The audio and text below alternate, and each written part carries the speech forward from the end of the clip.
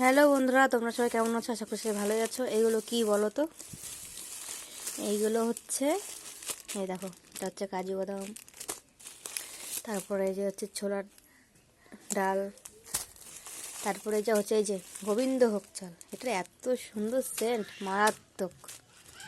তারপরে এই দেখো মুসুরির ডাল, এটা হচ্ছে কি বলো তো, এটা হচ্ছে সোয়াবিনের বীজ।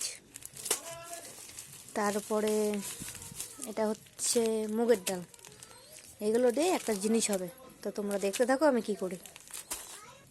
এই যে এসব উপকরণ নেওয়া হয়ে গেছে, আর একটা জিনিস বাকি হচ্ছে আলমন্ড বাদাম, সেটাও আছে, সেটা আমি ওর খোসাটা ছাড়িয়ে তারপরে দেব।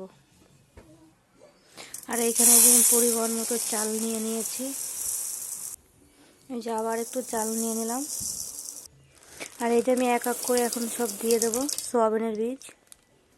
আর এই যে এখানে মুসুরির ডাল, এই যে কাজু বাদাম, এই যে মুগের ডাল, এই যে এখানে আর একটা ডাল দিয়ে দিলাম, ছোলার ডাল, আর লাস্টে গোবিন্দভোগ চালটাও দিয়ে দিলাম।